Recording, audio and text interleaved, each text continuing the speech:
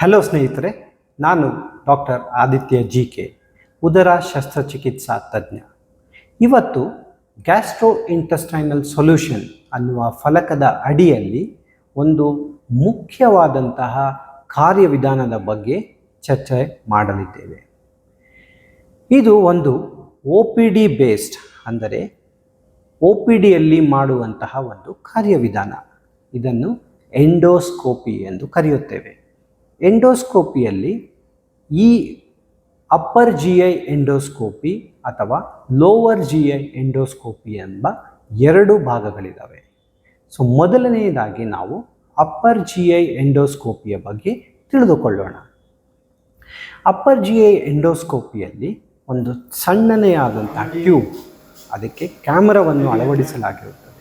ಆ ಕ್ಯಾಮರಾವನ್ನು ಬಾಯಿಯ ಮುಖಾಂತರ ಅನ್ನನಾಳ, ಜಠರ ಮತ್ತು ಕರಳನ್ನು ನೋಡಲು ಸಹಕಾರಿಯಾಗುವಂತೆ ಅದನ್ನು ನಾವು ಪಾಸ್ ಮಾಡಲಾಗುತ್ತದೆ.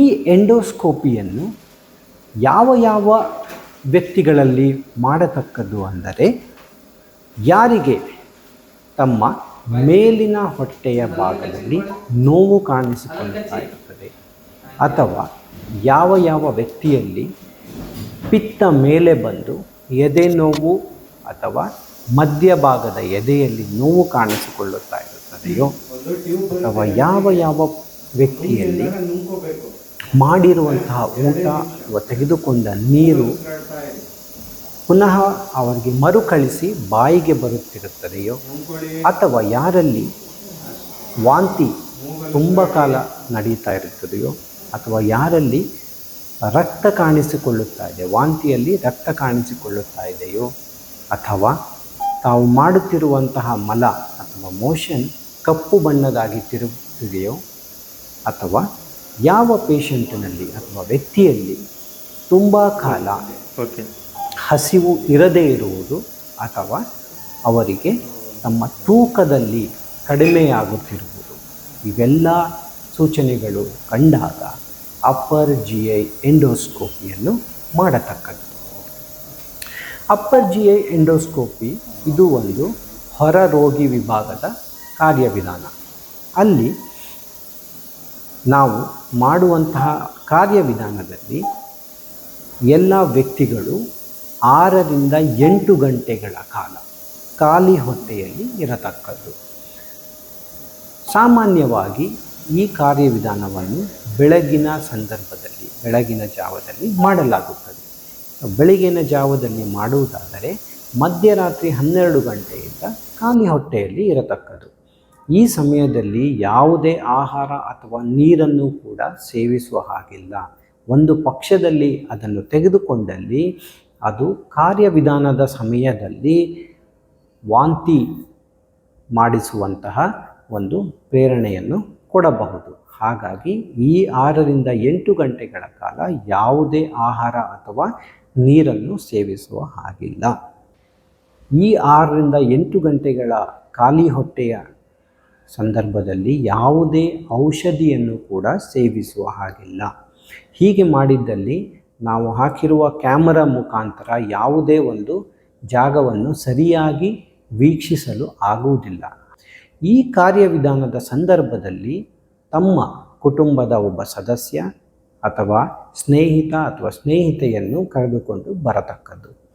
ಒಂದು ಲೋಕಲ್ ಅನಸ್ಥೀಷಿಯಾ, ಅಂದರೆ ನಮ್ಮ ಗಂಟಲಿನ ಭಾಗವನ್ನು ಮಾತ್ರ ಅನಸ್ಥೀಷಿಯಾ ಮಾಡಲು ಸಾಧ್ಯವಿದೆ, ಅಥವಾ ಇದನ್ನು ಜನರಲ್ ಅನಸ್ಥೀಷಿಯಾ ಎಲ್ಲಿ ವ್ಯಕ್ತಿಯನ್ನು ಸಂಪೂರ್ಣವಾಗಿ ನಿದ್ರಾವಸ್ಥೆಗೆ ತೆಗೆದುಕೊಂಡು ಹೋಗಿ ಅಲ್ಲಿ ಕೂಡ ಆ ಕಾರ್ಯವಿಧಾನವನ್ನು ಮಾಡುವ ಸಾಧ್ಯತೆ ಇದೆ.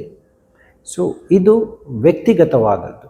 ಆ ವ್ಯಕ್ತಿಗೆ ಯಾವ ಕ್ರಮದಿಂದ ಸುಲಭವನ್ನಿಸುತ್ತದೆಯೋ ಆ ಕ್ರಮದಲ್ಲಿ ಇದನ್ನು ಮಾಡಲು ಸಾಧ್ಯವಿದೆ. ಈ ಕಾರ್ಯವಿಧಾನ 2 ರಿಂದ 3 ನಿಮಿಷಗಳು ತೆಗೆದುಕೊಳ್ಳುತ್ತದೆ. ಒಳಗಡೆ ಆ ಕ್ಯಾಮರಾವನ್ನು ಹಾಕಿದಾಗ ಒಳಗಡೆ ಏನು ಕಾಣಿಸಿಕೊಳ್ಳುತ್ತದೆಯೋ ಅದರ ಮೇಲೆ ಈ ಕಾರ್ಯವಿಧಾನದ ಸಮಯ ನಿರ್ಧಾರವಾಗಿರುತ್ತದೆ. ಕೆಲವೊಮ್ಮೆ ಕೆಲವೊಂದು ಕಾಯಿಲೆಗಳು ಕಾಣಿಸಿಕೊಂಡಾಗ ಆ ಕಾಯಿಲೆಗಳಿಗೆ ಅನುಗುಣವಾಗಿ ಸಣ್ಣ ಸಣ್ಣ ಪೀಸ್ಗಳನ್ನು ಹೊಟ್ಟೆಯ ಒಳಗಡೆಯಿಂದ ತೆಗೆದುಕೊಳ್ಳುವಂತಹ ಒಂದು ಸಂದರ್ಭ ಬರಬಹುದು. ಈ ಪೀಸ್ಗಳನ್ನು ಪರೀಕ್ಷೆಗೆ ಅಳವಡಿಸಿ ಯಾವ ಕಾಯಿಲೆ ಇದೆ ಎಂದು ನಾವು ತಿಳಿದುಕೊಳ್ಳಬಹುದು. ಬಹುಮುಖ್ಯವಾಗಿ ಯಾವ ವ್ಯಕ್ತಿಗಳಲ್ಲಿ ಈ ಕಾರ್ಯವಿಧಾನ ನಡೆಯುತ್ತದೆಯೋ ಅವರು ತುಂಬ ಶಾಂತವಾಗಿ ಇರತಕ್ಕದ್ದು. ಯಾಕೆಂದರೆ ಈ ಕಾರ್ಯವಿಧಾನದ ಸಮಯದಲ್ಲಿ ವ್ಯಕ್ತಿಗಳಿಗೆ ವಾಂತಿ ಬರುವಂತೆ ಭಾಸವಾಗಬಹುದು ಅಥವಾ ತಮ್ಮ ಉಸಿರು ನಿಂತು ಹೋದಂತೆ ಭಾಸವಾಗಬಹುದು. ಒಂದು ಭಾಸವಿಕೆ ಏನಿದೆಯೋ ಅದು ತಾತ್ಕಾಲಿಕ.